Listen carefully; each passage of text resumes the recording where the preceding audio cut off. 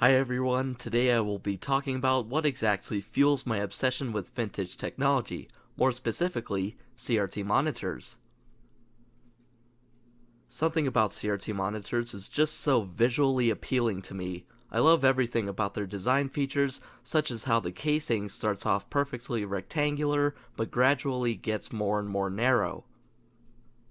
I love how the base is able to hold up, tilt, and swivel the display despite being smaller in size.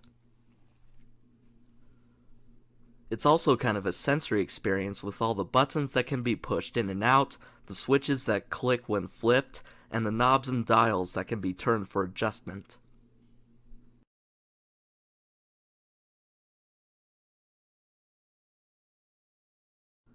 CRT monitors also have a distinct smell that emanates from the machine itself.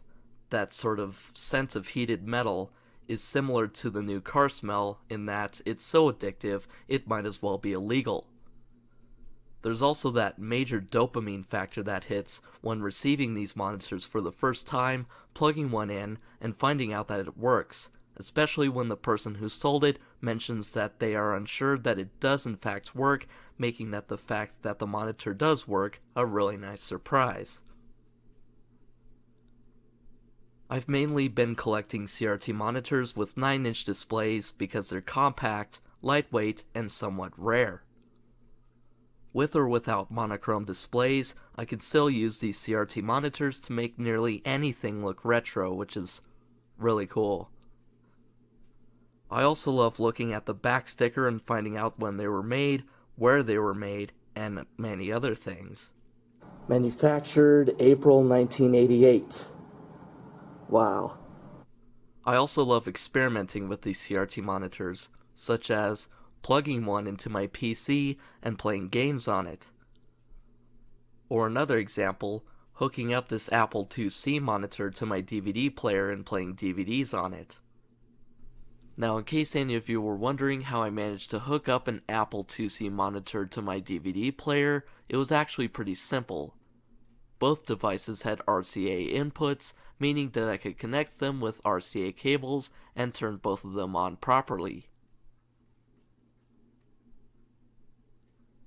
The image shows up just fine, in fact is pretty high quality for a monitor from 1984, however, on some copyright protected DVDs, there are these white lines that appear in the top left corner of the screen.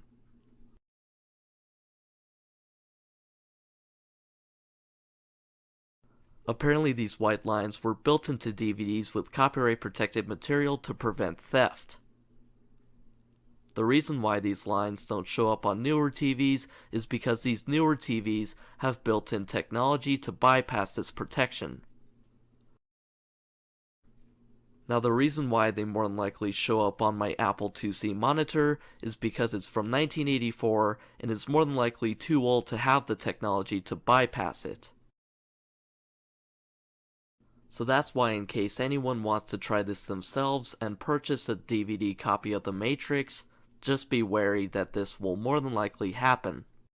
Nonetheless, it's still a very cool experience to watch this movie on a retro screen that only projects in black and green.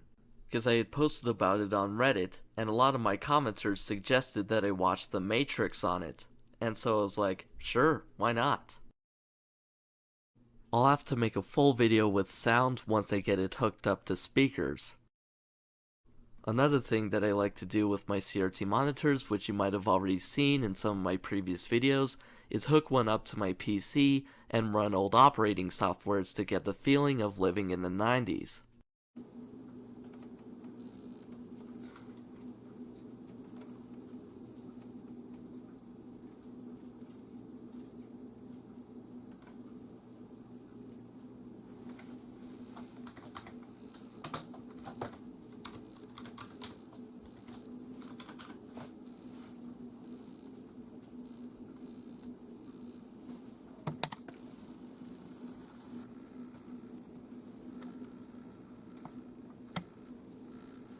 Now, something I just learned about my Apple IIc monitor is that it produces the 15 kHz CRT whine.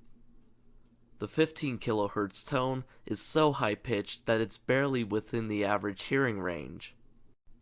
It seems to get louder and louder the longer the CRT is on, and once it turns off, the sound fades away.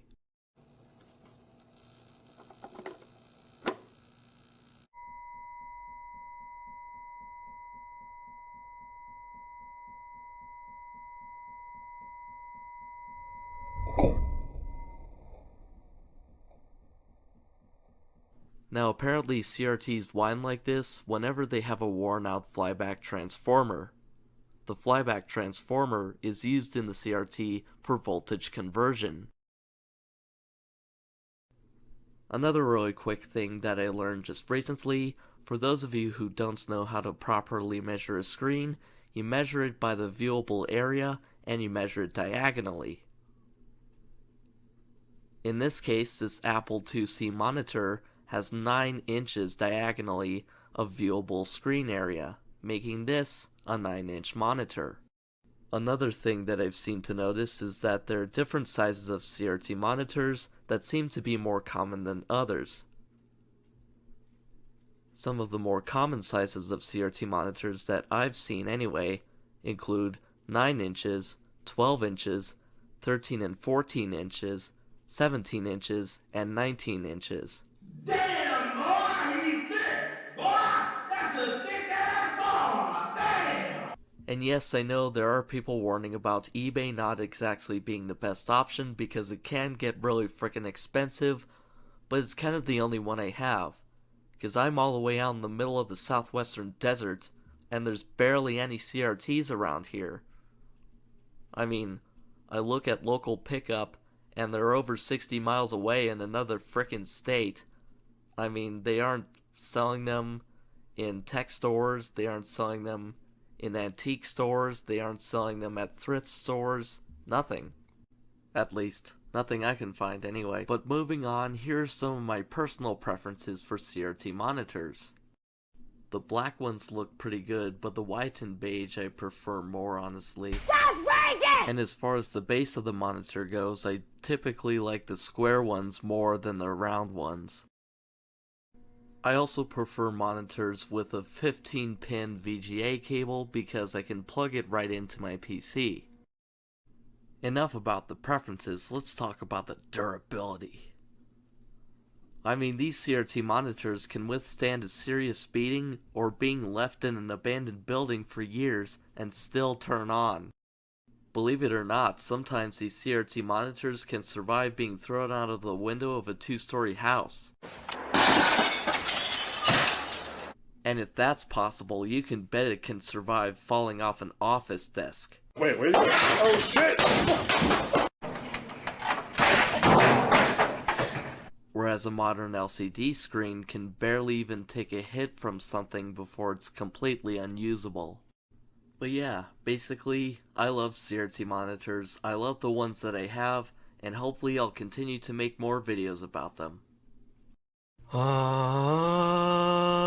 around me are these vintage monitors, CRT screens, worn out displays. Knock knock.